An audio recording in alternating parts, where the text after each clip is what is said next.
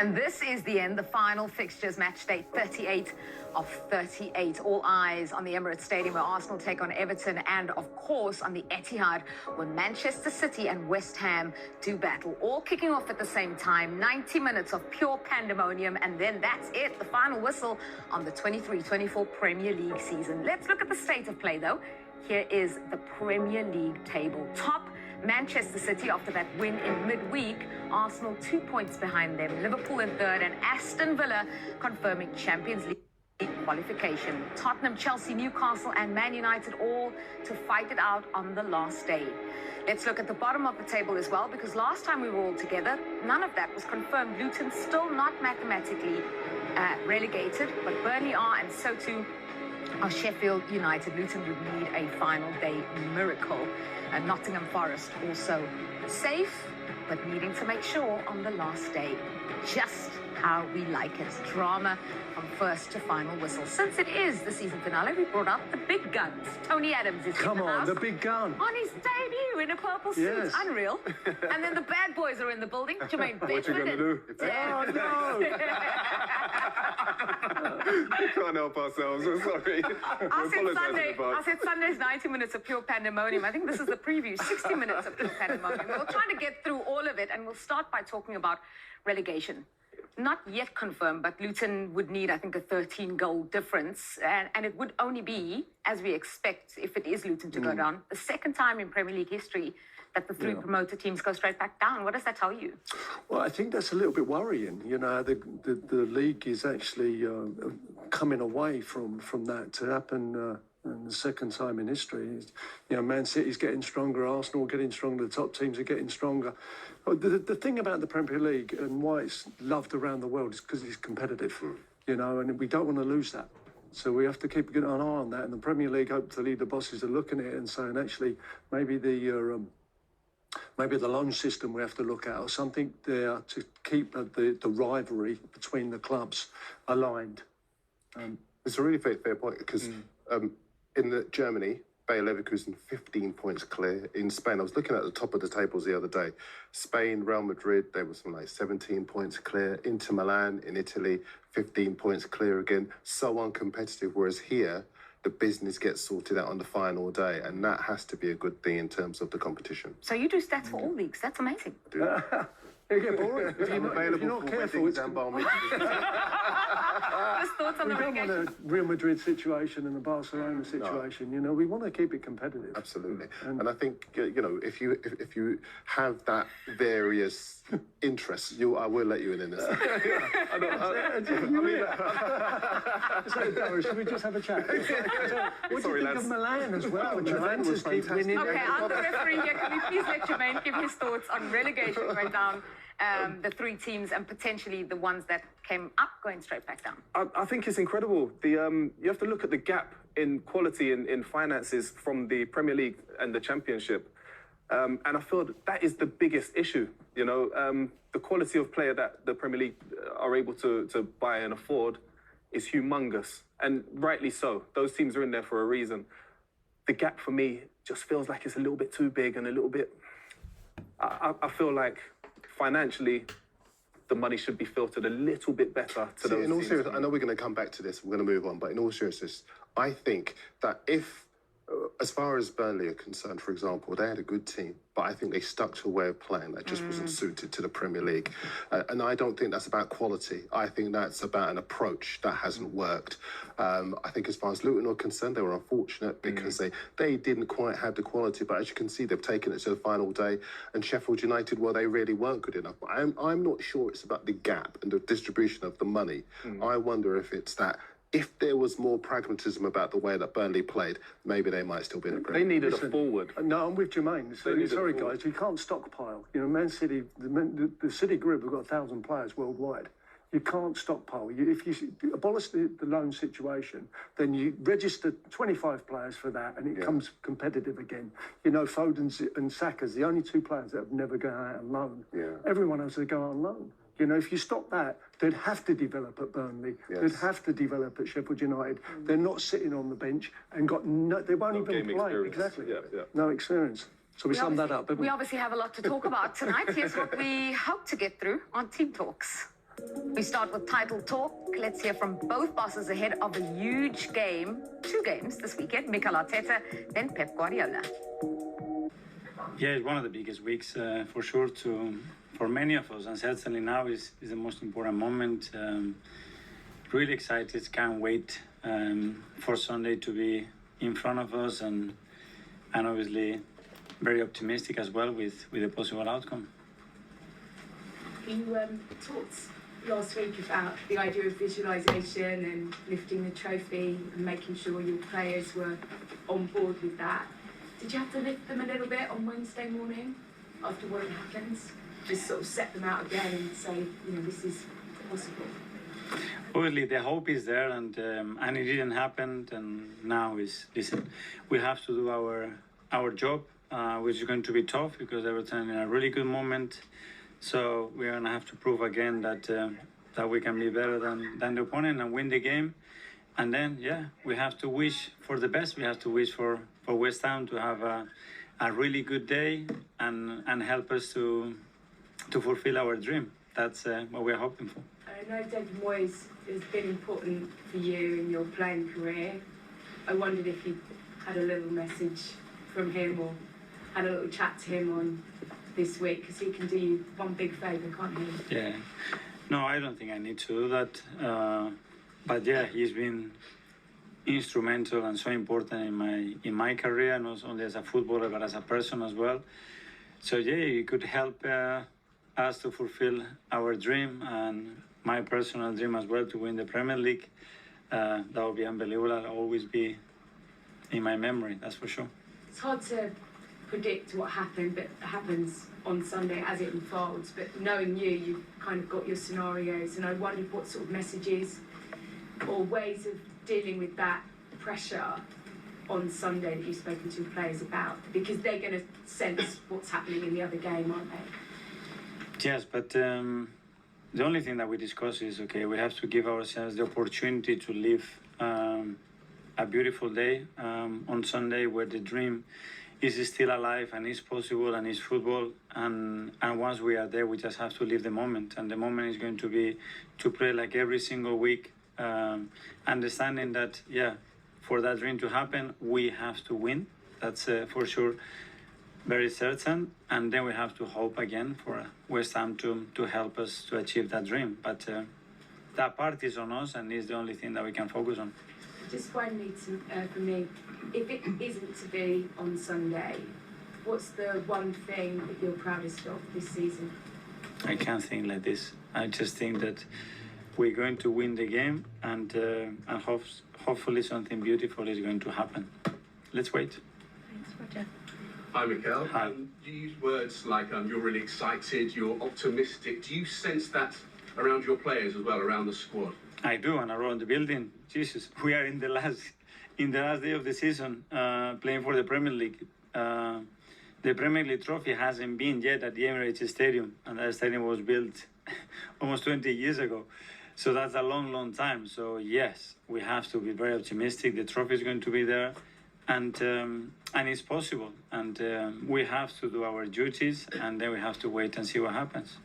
History is against you. I think this is the 10th time that the Premier League title will be decided on the final day, and on each of the previous 9 occasions, the team that was top has gone on to win the title as well. Are you sort of banking on the law of averages, says that some stage that's going to have to change? And that's not going to change, you mean? It's a probability, no? The more something happens, more probably that something else can happen. Let's wish that that's the case.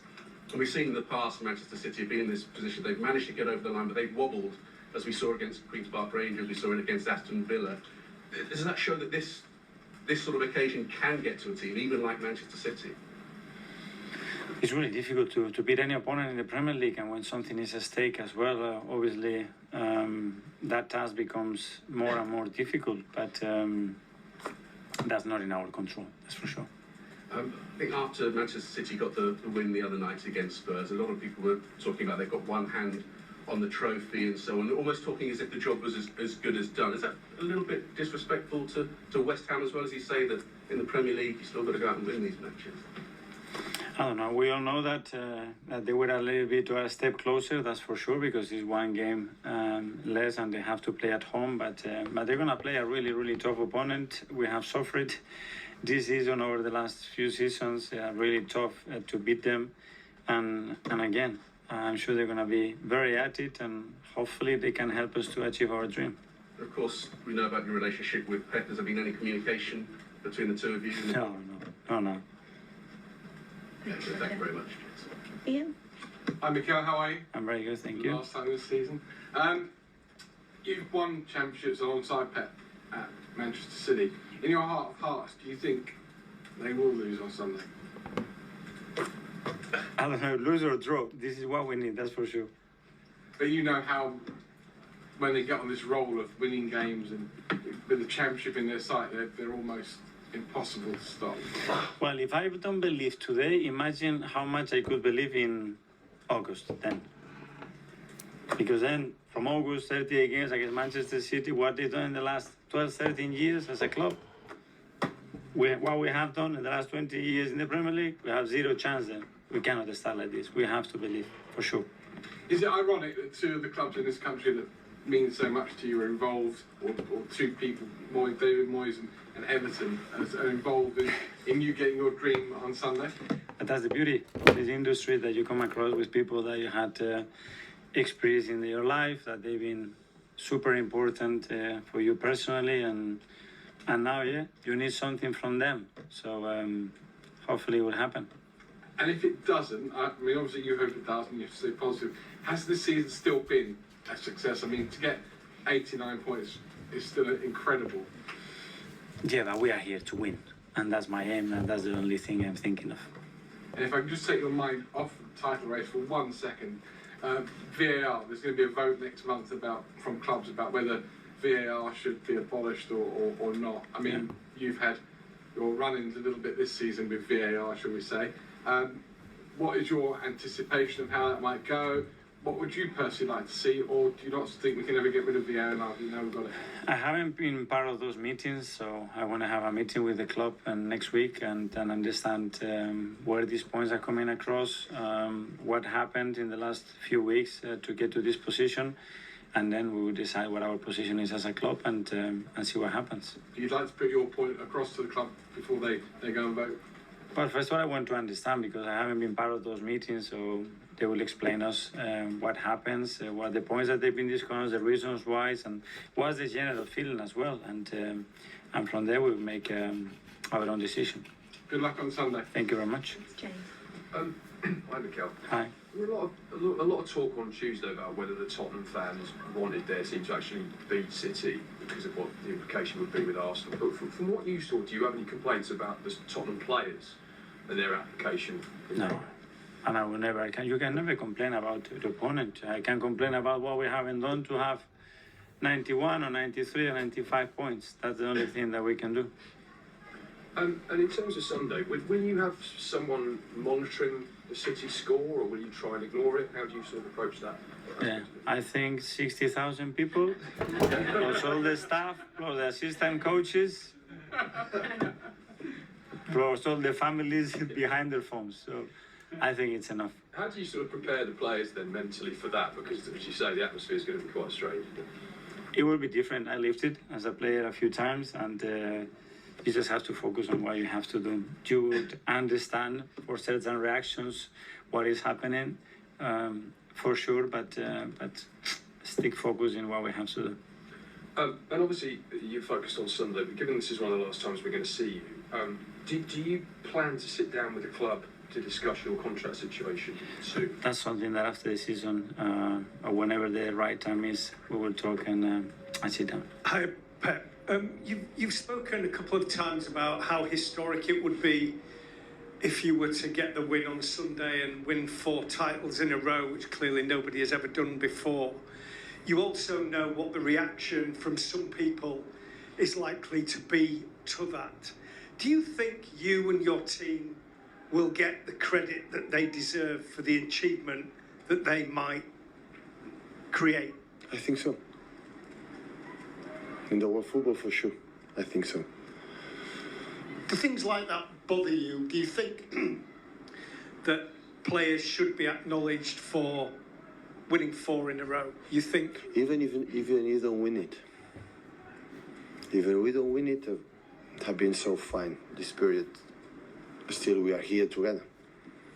Nothing's going to change. Have been so fine this period. Still, we are here together. Nothing's going to change. What? For the fact that win the 4 in a row or Arsenal win the Premier League, how would have been or is doing? Do you think people like your football team? Fuck. I don't know. Do you like? Sometimes. I don't know. So when the people sometimes during many years ask me, what do you think what the people think about any subject? So I don't know what the people think. I don't go, knock the door every person. How do you think about? It doesn't matter how we play. I don't know, honestly. I don't know. But the fact is, if you ask all the Premier League teams, when we start the season, what would be the better position in the last game of the season? We are in the best position. So that's for sure. So 1 game left, destiny in our hands, to win 1 game, to be champion. Everything would like to be in our position, that's for sure. At the same time, we're busy? Absolutely not. I had the feeling we'll be Aston Villa game. We would like to be in after 10 minutes 3-0 up, but it's not going to happen.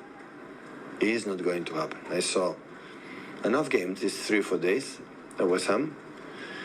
In the few months ago, a few weeks ago, in the last game, and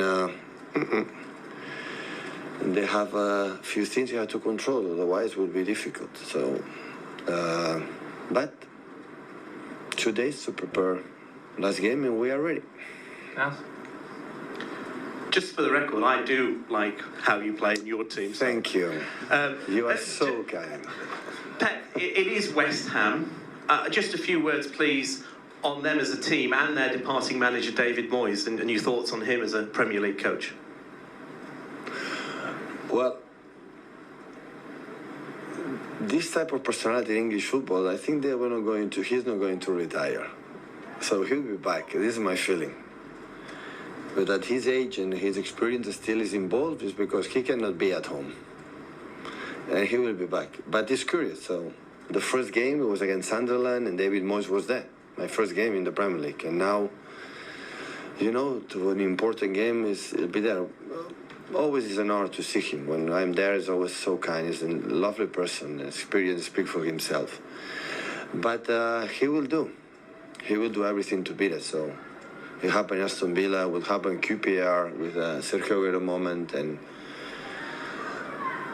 or Dzeko moment, because everybody talk about Sergio, but without the corner from David and Dzeko scored the 2-2, would not happen what happened later. So yeah, it will be.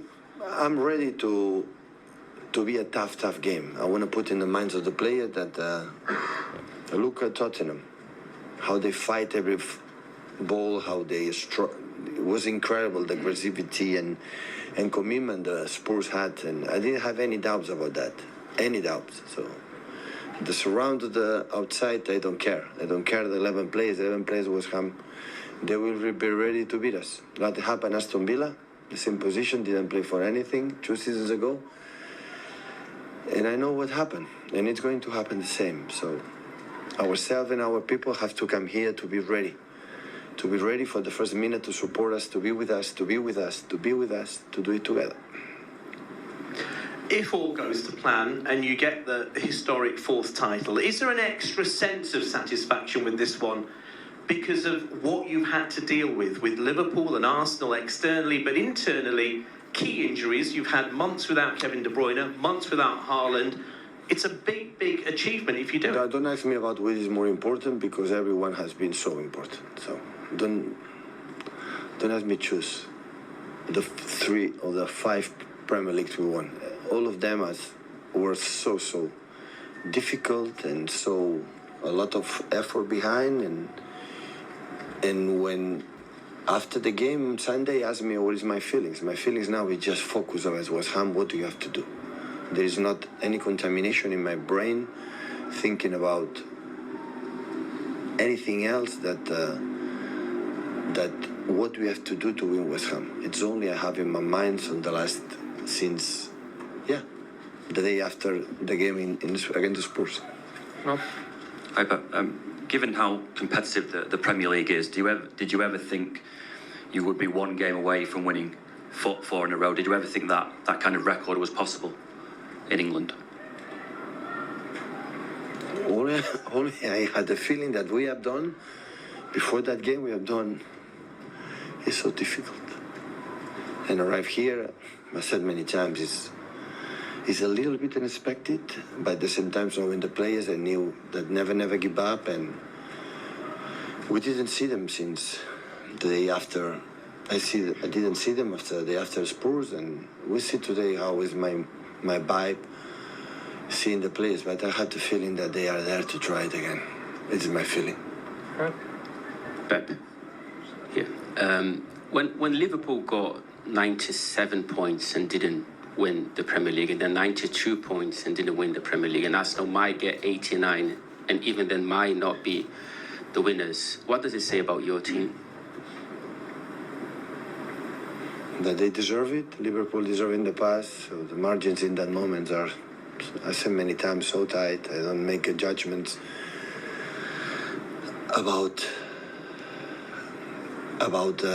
the fact that the team don't win is not good. It's completely the opposite. So arrival as stages with a chance to win.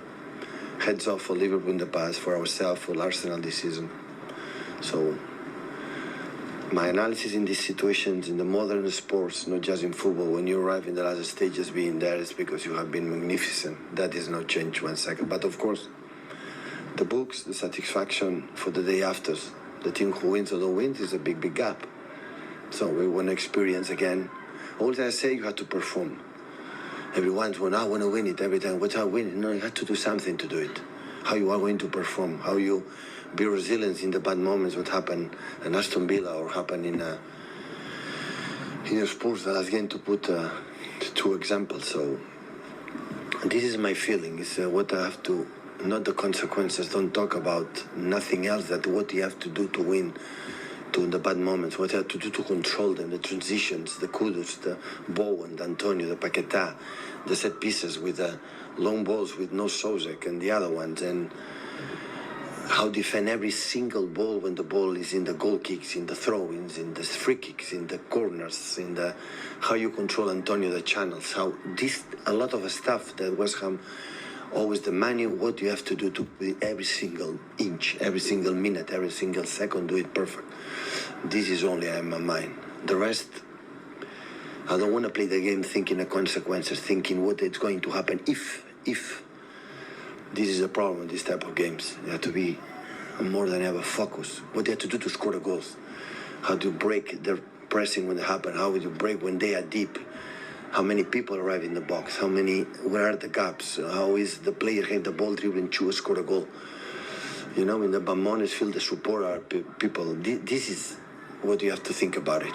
The rest later. Well, we were hoping it would go down to the final day. It is. 2-horse race. One horse has a very big head start. Yeah, it does, because City have got the experience, they've got the quality and the stats also. I won't do too many stats, I promise, in this show. I'll just give you, with City, just the one. City are the only team undefeated at home this season. The last were beaten at home, November 2022, to Brentford. And so it's asking a lot of a West Ham side that lost their last two away games by 5 goals to go to the Etihad and win. That, to me, ends it all, I think. But it's also David Moyes' final game of the season. You know? So was that a positive or a plus? Positive or a negative? Positive. Having worked with him, you ain't I got know a manager anymore, so... I know that he's not going to let them take their foot off the gas at all, by any stretch. He's going to want to go out. You too, right? But the final day, but as players, how do you go into the game? Do you go into it like the handbrake's off? We can do what we want. Do you think, no, we've got to do this? For the 4 titles that I won, it's always been... In case you didn't know. They were practicing this That didn't really come out as humble as I wanted it to. 4 titles, it doesn't need to come out. Every time I've had it in my hands, and what Pep Guardiola said there, you know, it's in their head. Who wouldn't want to be in that situation?